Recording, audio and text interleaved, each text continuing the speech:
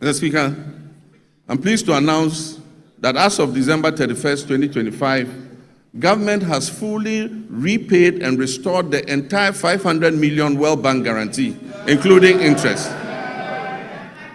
This has reinstated the facility in full and reaffirmed Ghana's standing as a credible and reliable partner on the global stage. Mr. Speaker, I can also announce that we are paying for every gas we are consuming today. In addition, between January and December 2025, through carefully coordinated policy actions, the government settled all outstanding gas invoices that were owed to ENI and Vitol, amounting to approximately $500 million. And so Ghana is now fully up to date with its gas consumption obligations to the Sankofa partners.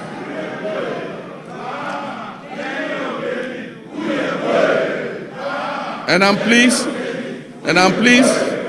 to announce that the 2026 budget has made adequate provision to ensure timely payments for all liquid natural gas that we consume going forward. Mr. Speaker, to ensure equity and fairness, the government has also held constructive engagements with Tullow Oil and the Jubilee Field partners, and we've reached a comprehensive roadmap to guarantee full payment for all gas that is consumed. This approach supports reliable nationwide electricity generation and accelerates industrial growth. Engagement with upstream partners has resulted in increased gas production, guided by a clear national vision to rapidly scale up domestic gas supply and reduce reliance on expensive liquid fuels.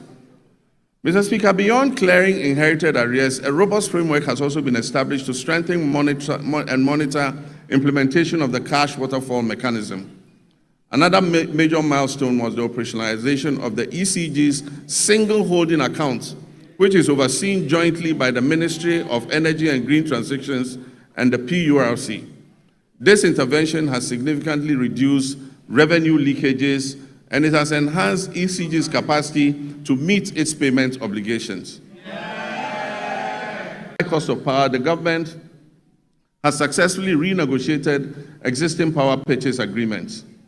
Engagement with the 9 independent power producers have resulted in a 250 million immediate savings and 1.1 billion of legacy debt restructured for payments between the period 2026 and 2028.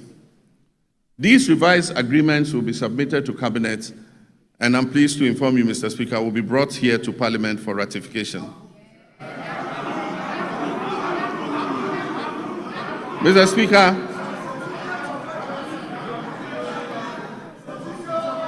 under the Rural Electrification Program, 200 out of the 400 targeted communities have been connected to the national grid, with a further 100 at various stages of completion.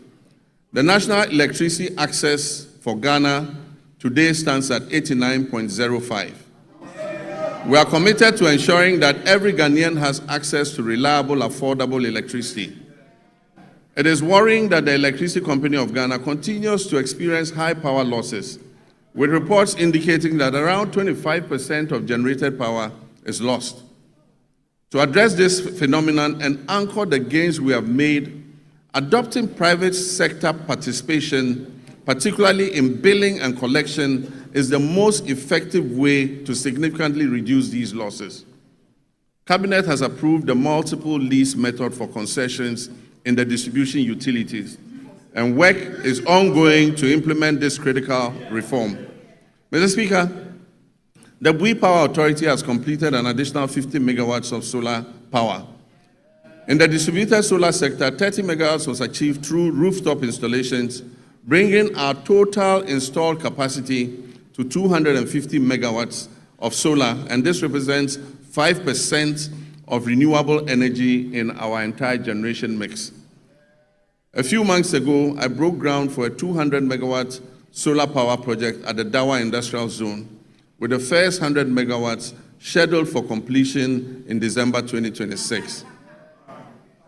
The Ministry of Energy and Green Transitions is constructing 35 mini-grids to serve 47 islands and lakeside communities in the Oti, Savannah, and Bono East regions. The ministry will also supply 12,000 new smart net meters from the end of the first quarter of this year, 2026. And under the off-grid solar home system for public institutions, delivery of materials for the first phase of 350 systems has commenced. It means that public institutions are going to be fitted with solar to reduce their power consumption.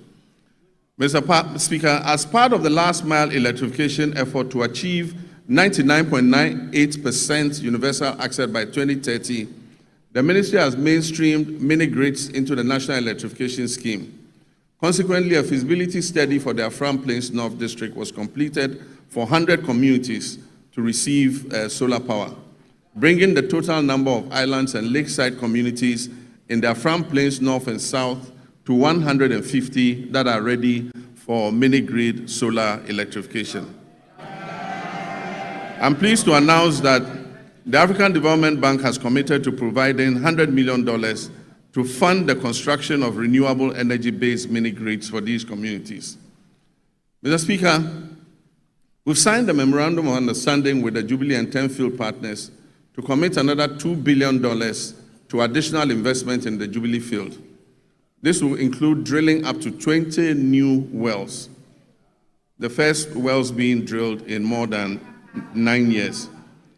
Mr. Speaker, there's a second memorandum of intent with the OCTP partners, that's ENI and Vitol, to commit $1.5 billion of additional investment in the OCTP field in the Cape 3 Points Block 4 contract area, among others. This agreement will significantly increase Ghana's oil and gas production, thereby enhancing energy security, domestic demand, and infrastructure development. Mr. Speaker, we're on course to revitalize the Ghana Cylinder Manufacturing Company through a strategic partnership with the National Petroleum Authority, Ghana Gas, and the Ghana Commercial Bank. This will boost production, ensure a steady supply of safe LPG cylinders, and strengthen local manufacturing. Mr. Speaker, I'm also pleased to announce to you that Tema Oil Refinery is back.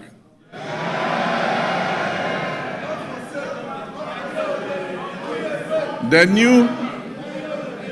new management of the refinery has successfully completed extensive turnaround maintenance. And I'm pleased to inform you that this August House that for the first time since 2018, the refinery has commenced processing of crude oil into petroleum products again.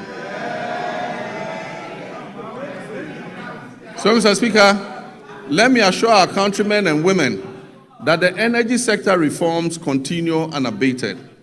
I remain fully committed to turning around the sector, strengthening its foundations, and ensuring reliable, affordable, and sustainable energy security for our nation.